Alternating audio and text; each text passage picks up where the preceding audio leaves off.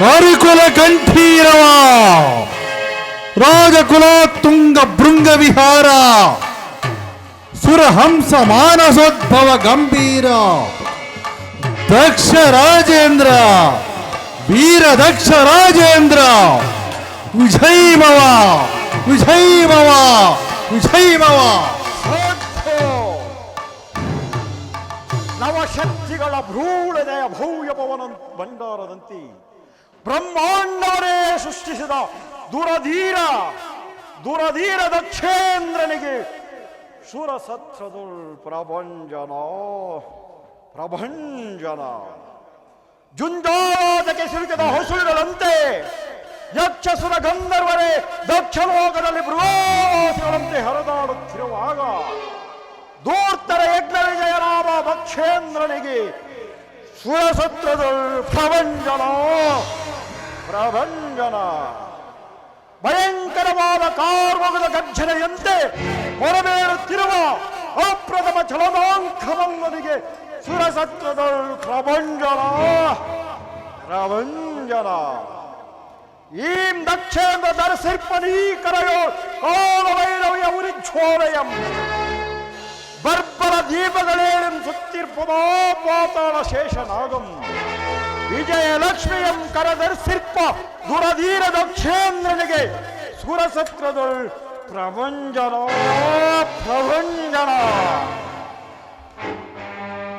ಅದೇಕೆ ಪಶ್ಚಾತ್ತಾಪದಿಂದ ಪರಿತಪ್ಪಿಸುತ್ತಿರುವ ದಕ್ಷೇಂದ್ರ ನೆರೆದ ಮಹಾಸಭೆಯಲ್ಲಿ ಇಚ್ಛಾಮಾರನಿಗೆ ನಗಗಿಡಲು ನೆನಪಾಯಿತು. ದೇವ, ಜಂಬೂಕದ ಕೂಗು ಗಗನಕ್ಕೆ ಕೇಳಿಸುವುದೇ? ಅಂದ ಮೇಲೆ ಈ ದೇವತೆಗಳಿಂದ ಮತ್ತೇನಾಗಬೇಕು ನಿಮಗೆ? ಆಗಬೇಕಾದ ಕಾರ್ಯವನ್ನು ಆಗ ಮಾಡಿದರು ಈ ಭೃಗುದೇವ. ಹಿಂತಿರುಗಿ ನೋಡೆ, ಪ್ರತಿಯೊಂದು ಹೆಜ್ಜೆಗೂ ಅತ್ಯಪಮಾನ. ರಾಜೇಂದ್ರ, ಶಾಂತನಾಗು. ಅಪಮಾನವು ಒಂದು ಕಾಲದಲ್ಲಿ ಅಪಘಾತವಾಗುವುದು. ಅಪಘಾತ ದಾವಾಗ್ನಿಯಂತೆ ದಗದಗಿಸುತ್ತಿರುವ ನನ್ನ ಜುಟಾರಾಗ್ನಿಯನ್ನು ನಂದಿಸಲು ಅಸಾಧ್ಯವಾಗಿರುವುದು ಬ್ರಹ್ಮಾಂಡದಲ್ಲಿ. ದಕ್ಷ ಬ್ರಹ್ಮನ ಪರಿಭವದ ಕರಖಡ್ಗದಿಂದ ಉಜ್ವಲಿಸಿದ ಈ ಕರಖಡ್ಗವಂ ಸಪ್ತೋಂಬುದಿಯಲ್ಲಿ ಎದ್ದರೆ ಇಲ್ಲ, ಜಲನಿಧಿಯು ಶೋಣಿತವಾಗಿ ಪರಿಣಮಿಸುವುದು. ಆ ಚಿಂತೆಯು ಭೃಗುದೇವನಿಗೆ ಮೀಸಲಾಗಿರುವುದು. ಭೃಗು ಅಂದಿನ ದಿವಸ ಹಿಂದಿರುಗಿ ನೋಡೆ, ಚಿಕಿತನಾಗಿದ್ದನು ಈ ಭೃಗುದೇವ. ಆತ್ಮಹತ್ಯದ ಅವಲೋಕನದಲ್ಲಿ ತೇಲಾಡುತ್ತಿದ್ದ ಈ ದಕ್ಷ ಬ್ರಹ್ಮನ ವೀರರಸವು ನಿಸ್ಸಾರವಾಯಿತು. ಬ್ರಹ್ಮಯಜ್ಞ ಬಂಧಿತವಾದ ಈ ಭೃಗುದೇವನು ಎಂದೆಂದಿಗೂ ಚಕಿತನಲ್ಲ. ಹಾಗಾದರೆ ಅಂದಿನ ಸಭೆಯಲ್ಲಿ ಶಾಂತಿ ಸಮ್ಮೇಳನವೇಕೆ ಭೃಗುದೇವ? ಸಮ್ಮೇಳನವಲ್ಲ, ಶಿಲೆಯ ಮರೆಯಲ್ಲಿ ಹಡಗಿರುವ ಅಗ್ನಿ ಜ್ವಾಲೆಯಂತೆ ಮರೆಯಾಗಿದ್ದ ಕೋಪಾಗ್ನಿಯು ದಕ್ಷ ಯಜ್ಞದಲ್ಲಿ ಮೆಂಚಿನ ನಾಲಿಗೆಯಂತೆ ಮೇನಗೋ ಹತ್ತುವುದು. ದಕ್ಷಯಜ್ಞ ಅದನ್ನು ಮಾಡುವವರಾರು? ಭಯಂಕರನಾದ ಭೃಗು ದಕ್ಷ ಸರಣಿಯ ಸಿಡಿಲಿನ ಗತಿಯನ್ನು ಹೊಂದಿದಂತೆ ಭೂಧರನಂತೆ ವಿಭಾಗವಾದ ಮನದಲ್ಲಿ ದಕ್ಷ ಯಜ್ಞವನ್ನು ಪ್ರತಿಷ್ಠೆ ಮಾಡುವೆನು. ಇದು ಸಾಧ್ಯವೇ ಗುರುದೇವ? ಅಸಾಧ್ಯವಾದ ಕಾರ್ಯ ಹೊಂದಿಲ್ಲ ನನಗೆ. ಒಂದೆರಡು ದಿವಸದಲ್ಲಿ ಮಾರಣ ಯಜ್ಞವನ್ನು ಹೂಡುವೆನು. ಪರಶಿವನ ರಕ್ತರಸದಿಂದ ಸಮಿತವಾದ ಸಮಿತಿಗಳೇ ಅದಕ್ಕೆ ಆವಿರ್ಭಾಗ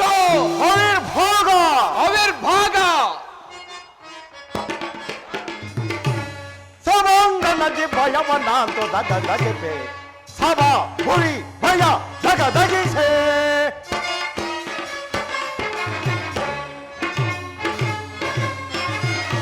ಸಭಾಂಗಣದಿ ಭಯವನಾಂತು ದಗದಗಿಸೆ, ಸಭಾ ಭುವಿ ಭಯ ದಗದಗಿಸೆ. ಧೂಮದಾಂತ ಭೂತ ದರೆಯೊಳ್ಳು ಮೆರೆದು ದುರಿದು ಸಿರ ಹೊರೆದು ಮೆರೆದು ತಂದೆ. ಸಭಾಂಗಣದಿ ಭಯವನಾಂತು ದಗದಗಿಸೆ, ಸಭಾ ಭುವಿ ಭಯ ದಗದಗಿಸೆ.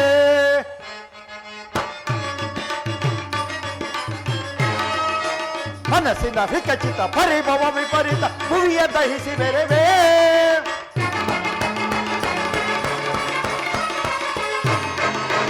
ಮನಸ್ಸಿನ ವಿಕಚಿತ ಪರಿಭವ ವಿಪರೀತ ಭುವಿಯ ದಹಿಸಿ ಬೆರೆವೇ ತರೋ ದಿಬ್ಬೋ ಕರೆಗಳೆ ಕರೆದೋ ಕೃತಾಂತನಂ ಸದನಕ್ಕೆ ವಿಧಿಸಿ ಕೊಲೋ ಕೊಲೋ ಹೃದಯದಿ ಮೆರೆವೆ ಸಭಾಂಗಣದಿ ಭಯವನಾಂತು ದಗದಗಿಸಿ ಸಭಾ ಭುವಿ ಭಯ ದಗದಗಿಸೆ ದಗದಗಿಸೆ ದಗದಗಿಸೆ ಯಜ್ಞದ ಶಿವನನ್ನು ಬಂಧಿಸಿ ಬೆಳವೆ ಗಂಗಾಧರನ ಪಿಡಿಯುತ ತರಲೆ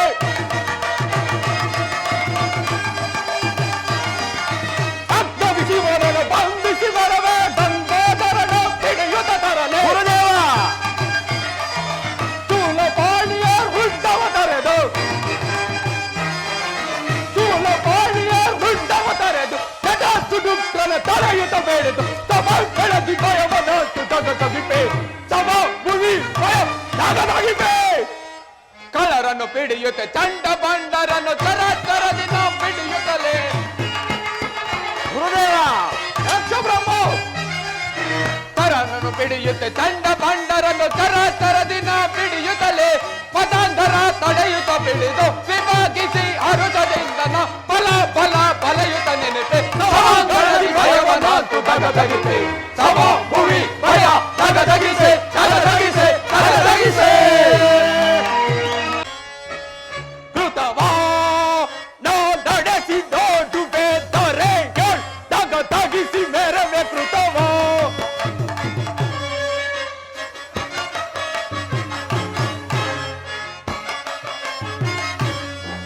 ಕೃತವಾ ನಾ ನಡೆಸಿ ನೋಡುವೆ ದೊರೆಯೋ ದಗದಗಿಸಿ ಮೇರವೆ ಕೃತವಾ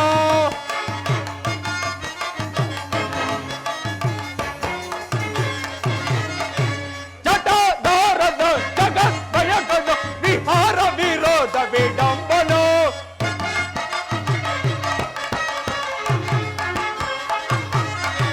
ಜಟದಾರನು ಜಗತ್ ಭಯಗಳು ವಿಹಾರ ವಿರೋಧ ವಿಡಂಬನೋ ಜರ ವರ್ಣದರ ವಿಧಾತ ಭೃಗುವರ ಜರ ವರ್ಣದರ ವಿಧಾತ ಭೃಗುವ ಮನ ಶಾಂತಿಕರ ಸಹಕಾರ ಕೃತವ ನಾ ನಡೆಸಿ ನೋಡುವೆ ದೊರೆಯೋಳ್ ದಗದಗಿಸಿ ಮೇರೆವೆ ಕೃತವ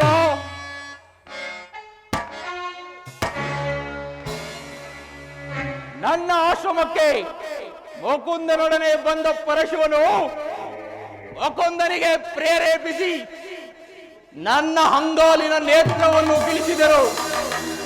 ಅಲ್ಲದೆ ದೇವತೆಗಳ ಅಗ್ರಪೂಜೆಗೆ ಕಾರಣನಾದರು. ನೆನ್ನಿನ ಶರವಣದ ಸತ್ರಯಾಗದಲ್ಲಿ ದಕ್ಷ ಬ್ರಹ್ಮನನ್ನು ನಿರಾಕರಿಸಲು ಅನೇಕ ಮಾತುಗಳು ಅನಿವಾರ್ಯವಾಗಿ ಹೆಚ್ಚಿದವು. ಯಾವುದಕ್ಕೂ ಪರಶುವನು ಮಾತನಾಡಲಿಲ್ಲ. ಆದರೂ ಆ ದಕ್ಷ ಬ್ರಹ್ಮನು ಆ ಪರಶುವನಲ್ಲಿ ವೈರತ್ವವನ್ನು ಸಾಧಿಸಲು ಹೊರಟಿರುವರು. ಅದು ದಕ್ಷ ಬ್ರಹ್ಮನ ಸಹಮಿತ್ರರಾದ ಜಾಲ ಬ್ರಹ್ಮನಿತ್ತಲೇ ಬರುತ್ತಿರುವರು. ಋಷಿ ದೇವರಿಗೆ ನಮಸ್ಕರಿಸುವೆನು. ಬಾಜ್ಜಾಲ ಬ್ರಹ್ಮ ಸುಖಿಯಾಗಿರುವನೇ ದಕ್ಷ ಬ್ರಹ್ಮ. ಸುಖಿಯಾಗಿರುವನು. ಆದರೆ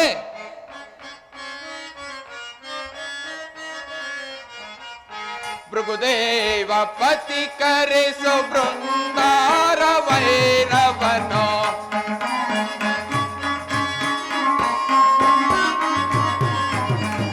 ಭೃಗುದೇವ ಪತಿ ಕರೆಸು ಬೃಂದಾರ ವೈರವನೋ ಭೃಗುಮಂತ್ರ ಯಜ್ಞವನು ಭೃಗುವಿಂದ ಮಾಡಿಸಲು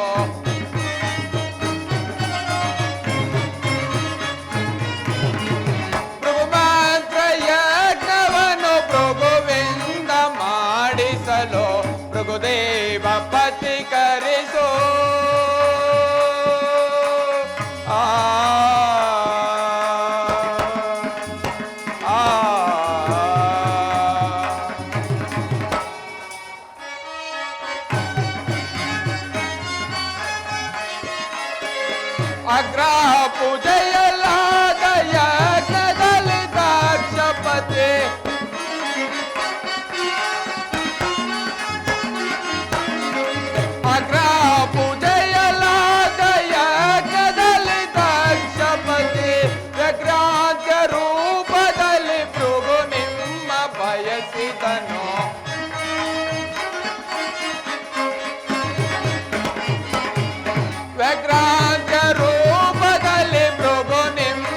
ಬಯಸಿದನೋ ಮೃಗುದೇವ ಪತಿ ಕರೆಸೋ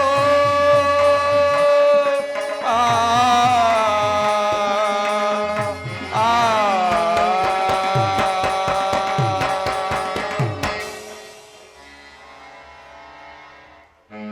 ಬಹಳ ಸಂತೋಷ. ಬಾಯಾರಿಕೆಯಿಂದ ಬಳಲುತ್ತಿರುವವನಿಗೆ ಮಂದ ಮಾರುತನಿಂದ ಕೊಡಿದು ಪರಿಶೋಭಿಸುತ್ತಿರುವ ಪದ್ಮಕಾರನನ್ನು ಕಂಡಂತಾಯಿತು. ಅದಿರಲಿ, ಆ ದಕ್ಷ ಬ್ರಹ್ಮನೆಲ್ಲಿರುವನು? ಅವನು ಯಜ್ಞಶಾಲೆಗೆ ನಿಮ್ಮನ್ನು ಕರೆತರಲು ನನ್ನನ್ನು ಕಳುಹಿಸಿ ಕಾರ್ಯಾರ್ಥವಾಗಿ ವೇದವತಿಯನ್ನು ನೋಡಿಕೊಂಡು ಬರುವನೆಂದು ಹೋಗಿರುವನು. ಜಾಲಬ್ರಹ್ಮ, ದಕ್ಷನ ಜಾಮಾತರೆಲ್ಲರೂ ಬಂದಿರುವರೇ? ಅವನ ಸಾವಿರಾರು ಮಕ್ಕಳುಗಳು ಯಜ್ಞ ಶಾಲೆಯಲ್ಲಿ ಪರಿಶೋಭಿಸುತ್ತಿರುವರೇ? ಇದರಲ್ಲಿ ಮುಖ್ಯವಾದ ಅಂಶವೇನೆಂದರೆ ದತಿಚಿ ಮಹರ್ಷಿಯು ಬರಲೇಬೇಕು. ನೇನೀಗಲೇ ಹೋಗಿ ದತಿಚಿಯನ್ನು ಕರೆದುಕೊಂಡು ಬಾ. ಮೃಗುದೇವ, ದಕ್ಷನು ಮಾಡುತ್ತಿರುವ ಯಾಗಕ್ಕೆ ದದೀಚಿಯು ಬೇಕಾಗಿಲ್ಲ. ಜಾಲಬ್ರಹ್ಮ, ಅವನು ಬಂದರೂ ಬಾರದಿದ್ದರು ನೆಪ ಮಾತ್ರಕ್ಕೆ ಕರೆಯಬೇಕಾಗಿರುವುದು. ನೇನೀಗಲೇ ಹೋಗಿ ದತಿಚಿಯನ್ನು ಕರೆದುಕೊಂಡು ಬಾ. ಹಾಗೆಯೇ ಆಗಲಿ. ದೇವತೆಗಳ ಸತ್ರ ಪೂಜೆಗೆ ಹೋದ ಮೇಲೆ ಅದೇಕೆ ಸ್ವಾಮಿ ನಿಮ್ಮ ಮುಖ ಕಮಲವು ಮಂಜು ಮುಸಿದ ಕಮಲದಂತೆ ಕಾಂತಿಹೀನವಾಗಿ ಕಾಣುತ್ತಿರುವುದು? ಸತಿ, ದೇವತೆಗಳ ಸಮ್ಮೇಳನದಲ್ಲಿ ನನಗಾಯಿತು ಸತ್ರಯಾಗದ ಅಗ್ರ ಪೂಜೆ.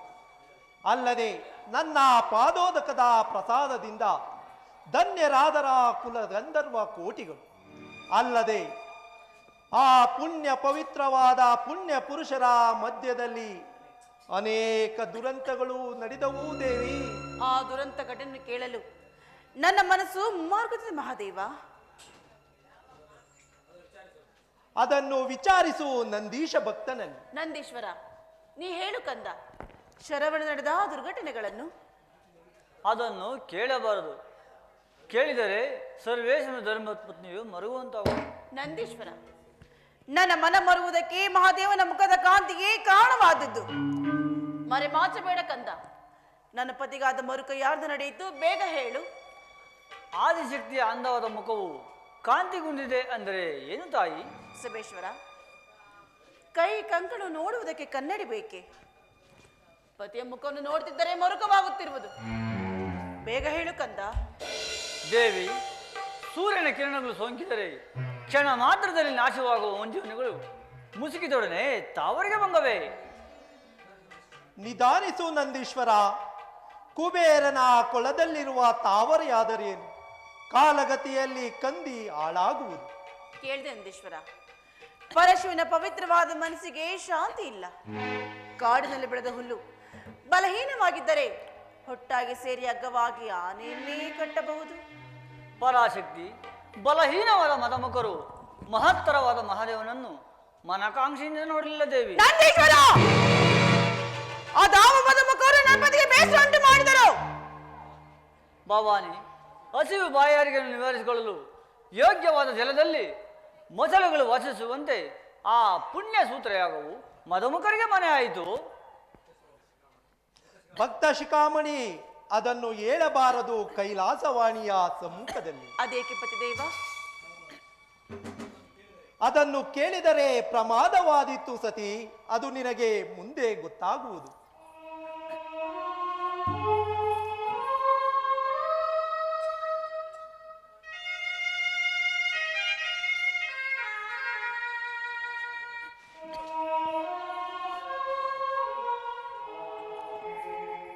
ನಂದೀಶ್ವರ, ಕೇಳಿದೆಯಾ ಆ ಯಕ್ಷ ಕಿನ್ನರಿ ಗಾನವನ್ನು? ಅದಾರೆಂದು ನೋಡಿ ಹೇಳುವೆಯಾ ಕಂದ? ನೋಡು ದೇವಿ, ಅವರೇ ಆದಿಶಕ್ತಿಯ ಹಿರಿಯ ಸಹೋದರಿಯರು. ತಂದೆಯಾದ ದಕ್ಷ ದೇವನ ಮನೆಯಲ್ಲಿ ನಡೆಯುತ್ತಿರುವ ಮಹೋತ್ಸವಕ್ಕೆ ಹೋಗುತ್ತಿರುವರು. ಅದರಲ್ಲಿ ಮಹೇಶ್ವರ ಕಾರ್ಯಾರ್ಥವಾಗಿ ಶರವಣ ತೀರದಲ್ಲಿ ಮೆರೆಯುತ್ತಿರುವ ಶಿವಗಣೇಶ್ವರನನ್ನು ನೋಡಿಕೊಂಡು ಬರುವೆನು. ಅಪ್ಪಣೆ ಆಗಬೇಕು ತಂದೆ. ಸುಖಿಸು. ಸುಖವಾಗಿ ಶಿವಗಣಾಧೀಶ್ವರನ್ನು ಸೇರಿ ಹೋಗಿ ಬಾ ನಂದೀಶ್ವರ. ನಿನಗೆ ಮಂಗಳವಾಗಲಿ. ಆಜ್ಞಾದೇವಿ. ಸ್ವಾಮಿ, ನಂದೀಶ್ವರನ ಮಾತುಗಳನ್ನು ಕೇಳಲಿಲ್ಲವೇ ಶಂಕರ? ಶಾಂತಳಾಗು ಗೌರಿ. ನಿನ್ನ ಹಿರಿಯ ಸಹೋದರಿಯರು ದಕ್ಷಿಣಾಲಯಕ್ಕೆ ಹೋಗುವುದನ್ನು ನಾನು ಬಲ್ಲೆ. ದೇವ, ಅಲ್ಲಿ ನೋಡಿ, ಆ ಗಗನ ಮಾರ್ಗದಲ್ಲಿ ಸುಂದರವಾದ ವಿಮಾನಗಳಲ್ಲಿ ಅನೇಕ ಗಂಧರ್ವ ನಾರಿಯರು ಹೇಗೆ ಕಿನ್ನರ ಗೀತೆಗಳು ಹಾಡುತ್ತಾ ಸಾಲು ಸಾಲಾಗಿ ಹೋಗುತ್ತಿರುವರು. ನೀ ನೋಡು ದೇವಿ, ಆ ಸಂಭ್ರಮವನ್ನು ನೋಡುವ ಅಗತ್ಯ ನನಗಿಲ್ಲ. ಭೂತೇಶ್ವರ, ನಮಗೋಸ್ಕರವಾಗಿ ದೇವಲೋಕದ ಬಡಗಿರ ಭಿನ್ನಾಣ ಹಸ್ತದಿಂದ ಕಲ್ಯಾಣ ಮಂಟಪವನ್ನು ನನ್ನ ತಂದೆ ದಕ್ಷದೇವನು. ಅದ್ಯಾರಿಗೆ ಗೊತ್ತು? ಆತನ ಮಗಳು ನಾನಲ್ಲವೇ ಶಂಕರ? ಅದ್ಯಾರಿಗೆ ಗೊತ್ತು ನೀನು ದಕ್ಷ ದೇವನ ಮಗಳೆಂದು? ನಾನು ದಕ್ಷ ದೇವನ ಮಗಳಾಗದಿದ್ದರೆ ನನಗೆಲ್ಲಿಂದ ಬಂತು ಸಂತೋಷ? ಅಲ್ಲಿ ಹೋಗುತ್ತಿರುವ ಸುರ ನಾರಿ ನೋಡಿದ ಮೇಲೂ ಮಗಳು ತಂದೆ ಮನೆ ಮೋಸವನ್ನು ನೋಡಬಾರದು ಶಂಕರ. ಭೂತೇಶ್ವರಿ, ಕಾಗೆಗಳ ಮಧ್ಯದಲ್ಲಿ ಬೆಳೆದ ಕೋಗಿಲೆಯು ಕಾಗೆಯ ಮರಿಯಾಗಿದ್ದರೆ ಕಾಗೆಗಳು ಕೋಗಿಯ ಮರಿಯನ್ನು ಕೊಲ್ಲುತ್ತಿರಲಿಲ್ಲ. ಸತಿ, ನೀನು ದಕ್ಷನ ಮಗಳೇ ಆಗಿದ್ದರೆ ಕರೆಯುತ್ತಿದ್ದನೋ ನಿನ್ನ ತಂದೆ ದಕ್ಷದೇವ. ಹಾಗಾದ್ರೆ ನಾನು ದಕ್ಷ ದೇವನ ಮಗಳಲ್ಲವೇ ಸ್ವಾಮಿ? ನೀವು ನನ್ನ ತಂದೆ ಜಾಮಾತನಲ್ಲವೇ? ಮಂಗಳ, ಆ ದಕ್ಷ ದೇವನಿಗೆ ನೀನು ಮಗಳು ಅಲ್ಲ, ನಾನು ಜಾಮಾತನೂ ಅಲ್ಲ. ಸ್ವಾಮಿ, ನನಗಿರುವ ಸಂತೋಷವನ್ನು ಮುರಿದಿಕ್ಕಬೇಡಿ. ಗುರು ಮಂದಿರಕ್ಕೆ, ಪೀಠ ಮಂದಿರಕ್ಕೆ, ದೇವಗಿರಿಗೆ ಯಾರಿಂದಲೂ ಕರೆಸಿಕೊಳ್ಳದೆ ಹೋಗಬೇಕೆಂದು ನೀವು ನನಗೆ ಹೇಳಿದ್ದಿರಲ್ಲವೇನು? ಹೌದು, ಹೇಳಿದ್ದೆನು. ಆದರೂ ಆ ನಿನ್ನ ತಂದೆ ಅವನೋರ್ವ ರಾಜಸದ ಅಹಂಕಾರಿ. ಕಾಡಿನಲ್ಲಿರುವ ದುಷ್ಟ ಮೃಗಗಳಿಗುಂಟು ಶಾಂತಿ, ಉತ್ತದಲ್ಲಿರುವ ಸರ್ಪಗಳಿಗುಂಟು ಶಾಂತಿ. ಆದರೆ ಆ ನಿನ್ನ ತಂದೆ ದಕ್ಷ ದೇವನಿಗಿಲ್ಲ ನಮ್ಮಲ್ಲಿ ಶಾಂತಿ. ಶಾಂತಿ ಅಪ್ಪನಿಷ್ಟು ಅಶಾಂತಿಯಿಂದ ಮಾತನಾಡುತ್ತಿರುವಿರಿ. ಮಾತನಾಡುವ ಸಂಭವ ಉಂಟು. ಮಾತನಾಡಿದನು ಮಹಾದೇವಿ.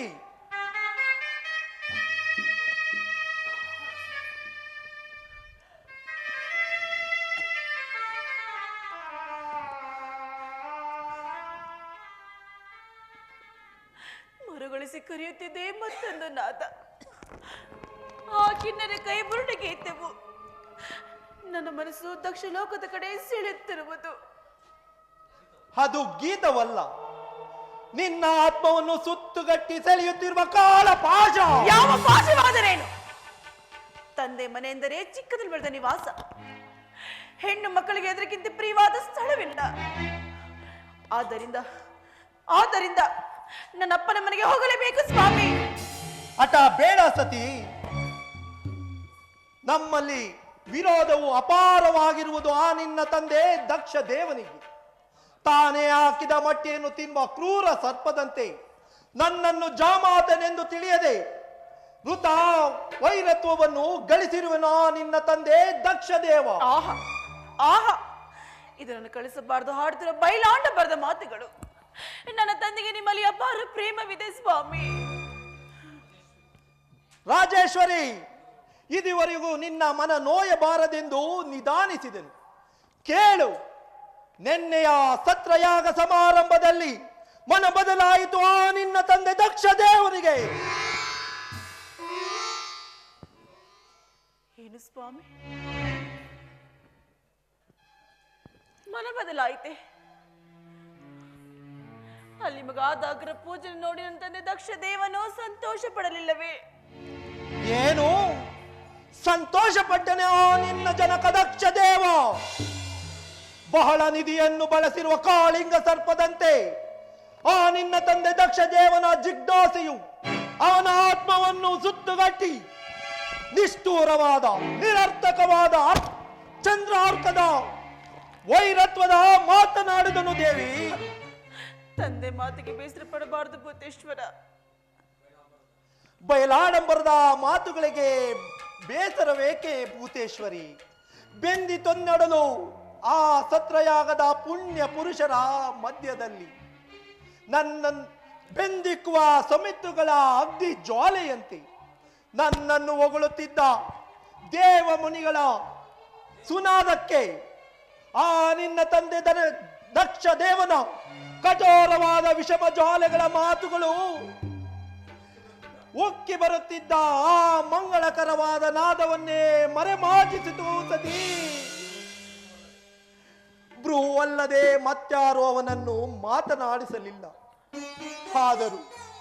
ಆದರೂ ನಿನ್ನಲ್ಲಿರುವ ಮಮತೆಯ ಪ್ರೇಮದಿಂದಲೇ ನನ್ನನ್ನು ಆ ದಿವ್ಯ ಶಾಲೆಯಲ್ಲಿ ಮೌನವಾಗಿಸಿತು ಸತಿ, ಮೌನವಾಗಿಸಿತು. ದೇವೋತ್ತಮ, ಇಂಥ ಅನಿವಾರ್ಯಗಳು ಒಂದು ಸಂಸಾರದಲ್ಲಿ ಎಷ್ಟೋ ನಡೆಯುವುದು.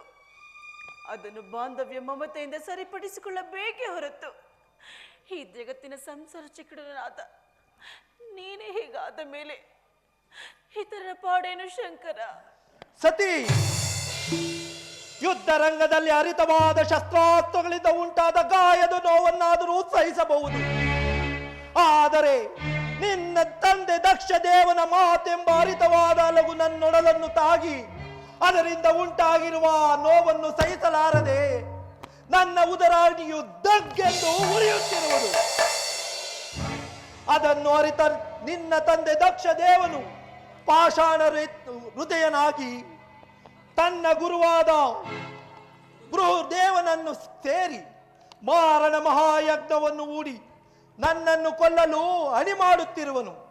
ಮಾರಣ ಮಹಾಯಜ್ಞ, ಮಾರಣ ಮಹಾಯಜ್ಞ ಮಾಡುವರು ಯಾರು? ಕರ್ಮದಂದು ಬಂಧದ ವಜ್ರ ಬಂಧದಿಂದ ಬಂಧಿಸಲ್ಪಟ್ಟ ಇಡೀ ಬ್ರಹ್ಮಾಂಡವನ್ನೇ ಹಿಂಡಿ ತೆಗೆಯಲ್ಪಟ್ಟ ಉಗ್ರವಾದ ರಸವೇ ಸೋಮರಸ. ಆತ್ಮ ಶರೀರವನ್ನು ಬಂಧಿಸಲ್ಪಟ್ಟ ಕಪಾಲ ಪಾತ್ರೆಗಳೇ ಸ್ಕೃತ್ಯ ಎಂಬ ದಿವ್ಯ ಪಾತ್ರೆ. ಪಂಚಭೂತಗಳಿಂದ ಬಂಧಿಸಲ್ಪಟ್ಟ ಓಗ್ನಾಗ್ನಿ ಕುಂಡದಲ್ಲಿ ನಿನ್ನ ತಂದೆ ದಕ್ಷ ದೇವನಂತಹ ಸಾವಿರಾರು ಕರ್ಮ ಬಂಧಿತರು ಬುಗಿಲ್ಲೆಂದು ಭಸ್ಮವಾಗುತ್ತಿರುವಾಗ ಮಾರಣ ಮಹಾಯಜ್ಞವನ್ನು ಮಾಡುವರಾರು? ನಾನಲ್ಲವೇ? ಅದನ್ನು ಅರಿತಿದ್ದರು ವಿವೇಕರಹಿತನಾದನೇ ಆ ನಿನ್ನ ತಂದೆ ದಕ್ಷ ದೇವ. ಸ್ವಾಮಿ, ಅವಿವೇಕಿಯಾದ ಜನಕನಿಗೆ ವಿವೇಕವನ್ನಾದ್ರೂ ಹೇಳುವುದಕ್ಕೆ ನನ್ನಪ್ಪನ ಮನೆಗೆ ಹೋಗಬಾರದೆ ಶಂಕರ? ಸತಿ, ದಕ್ಷ ಬ್ರಹ್ಮನಿಗೆ ನಿನ್ನ ಮಾತುಗಳು ಹಿತವಾಗಿ ತೋರುವುದಿಲ್ಲ. ಆದರೂ ನೀನು ಅಲ್ಲಿಗೆ ಹೋಗುವುದಾದರೆ ನಿನಗೆ ಹಾನಿ ತಪ್ಪದು. ಸ್ವಾಮಿ,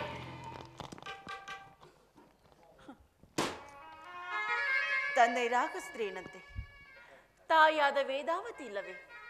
ಅಲ್ಲದೆ ನನ್ನ ಸಹೋದರಿಯಾದ ಪುಷ್ಪವತಿ, ರೇವತಿ, ರೋಹಿಣಿಯರನ್ನು ಆಶ್ರಯಿಸುವುದಿಲ್ಲವೇ? ಏಳು ನಟರಾಜ, ಪ್ರಯಾಣಕ್ಕೆ ಸಿದ್ಧನಾಗು. ಎನ್ನ ಮನದಾಸೆಯ ಶಿವನೇ ನೀನೊಲ್ಲೆಯ.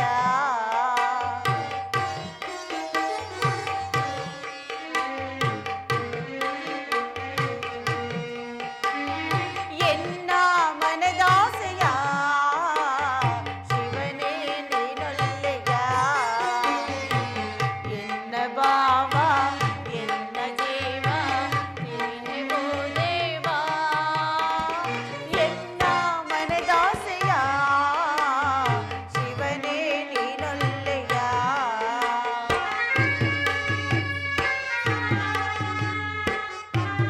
ಸ್ವಾಮಿ,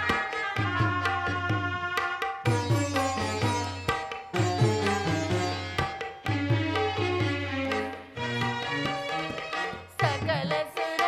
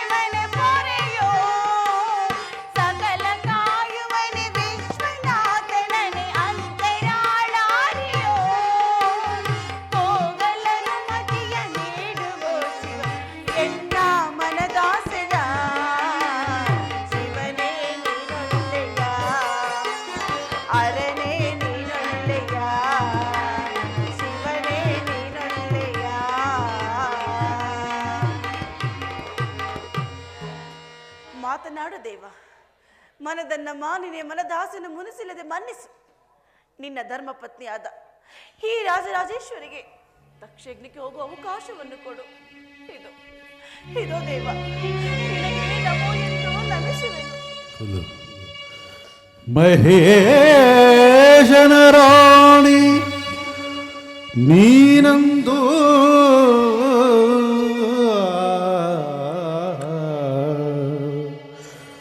ಮಹೇಶನ ರಾಣಿ ನೀನಂದು ಮಹಾಯಜ್ಞವನು ಬಯಸದಿರು ರಾಜೇಶ್ವರಿ. ಮಹಾಯಜ್ಞದೊಳು ಫಲವಿಲ್ಲ, ಮಹಾಯಜ್ಞದೊಳು ಫಲವಿಲ್ಲ. ಮಹಾಮಧಾಂಧ ನಿನ್ನ ಬಿದ ದಕ್ಷ ಪೋಗದಿರು ತಾಯೇ, ಪೋಗದಿರು ತಾಯೇ, ಪೋಗದಿರು ತಾಯೇ. ಸತಿ ಎಚ್ಚರ.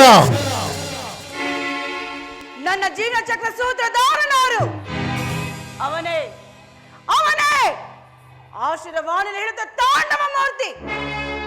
ನನಗೆ ಆನೆ ಮರ್ದನ್ನು ಮಾತನಾಡದೆ ಕುಳಿತುಕೊಂಡಿರುವನೇ ನನ್ನ ಮಹಾದೇವನು.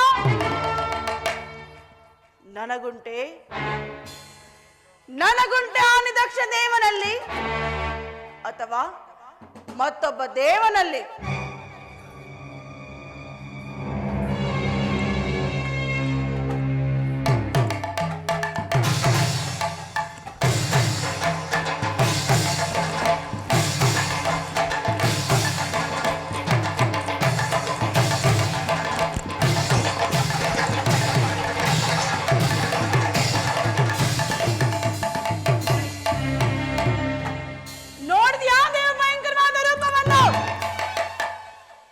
ಬ್ರಹ್ಮ ವಿಷ್ಣು ಸದಾಶಿವನು ಒಟ್ಟುಗೂಡಿಸಿ ಬಂಧಿಸಲ್ಪಟ್ಟಿರುವ ನನಗೆ ಧಿಕ್ಕಾರವೇ, ಅಥವಾ ನನ್ನ ಪತಿಯಾದ ನಿನಗೆ ಧಿಕ್ಕಾರವೇ?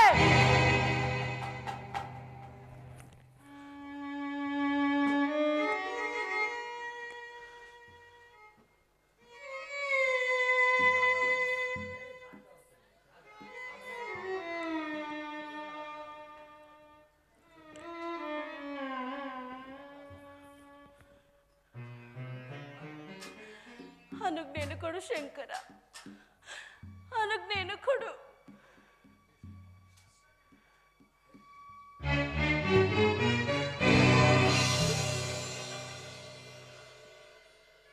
ಕೈ ಸನ್ನೆಯಿಂದ ಹೋಗೆಂದು ಹೇಳುತ್ತಿರುವೆಯ?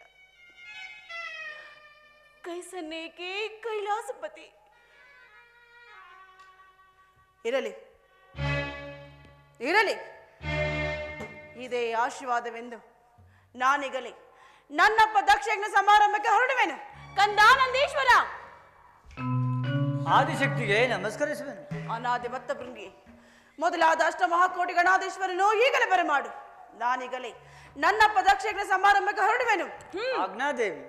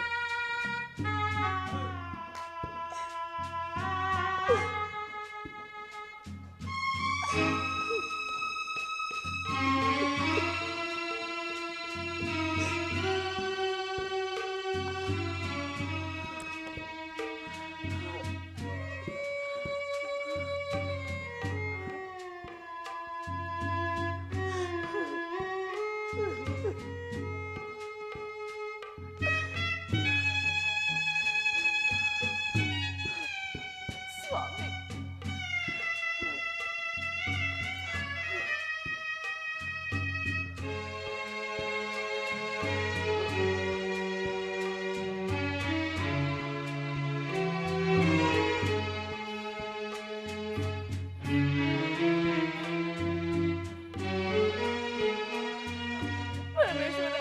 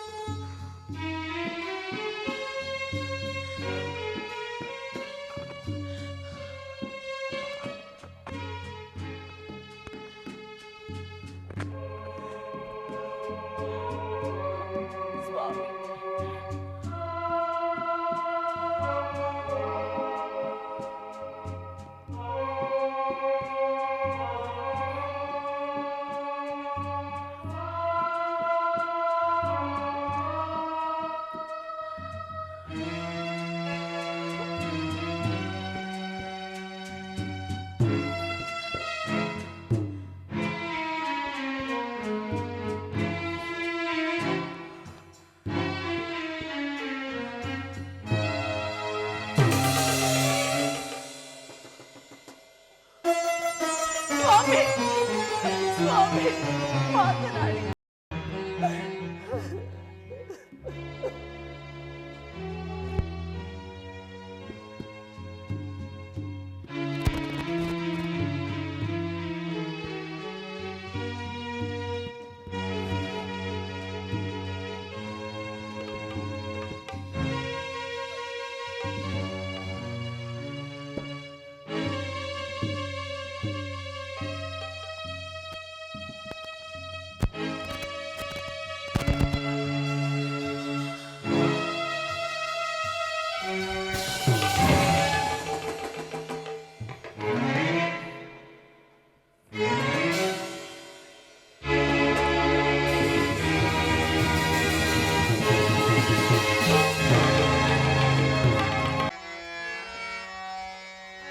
ಜಟಾ ಜೂಟ ಗಂಗಾ ಮಕುಟ ಶಶಿಲಲಾಟ ಶೋಭಿತ ಹೇಮಕೂಟ ತಟ ನಿವಾಸ ದಿಟ ನಟವರ ಪಂಡಿತ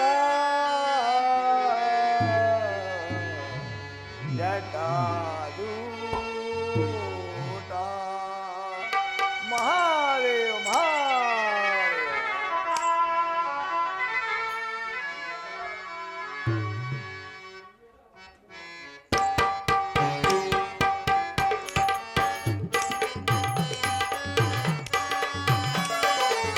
ಜಟಾಜೂಟ ಗಂಗಾ ಮಗುಟ ಶಶಿಲಲಾಟ ಶೋಭಿತ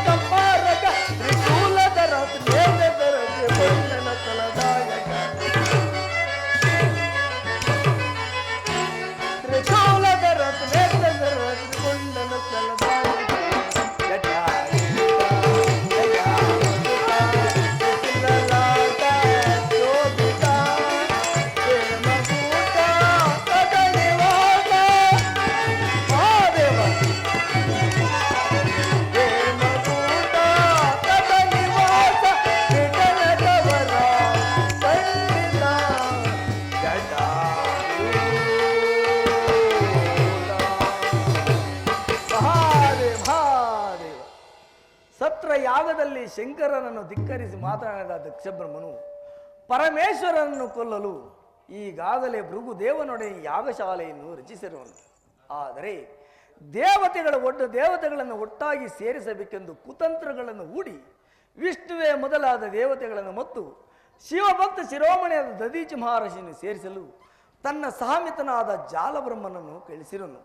ಆದ್ದರಿಂದ ನಾನೀಗಲೇ ಹೋಗಿ ದಕ್ಷಯಜ್ಞನ ವಿಚಾರವನ್ನು ಆಲೋಚಿಸುವೆನು. ಮಹಾದೇವ ಮಹಾದೇವ. ನಾಟ್ಯ ಕತಿಪ ನಟರಾಜನೇ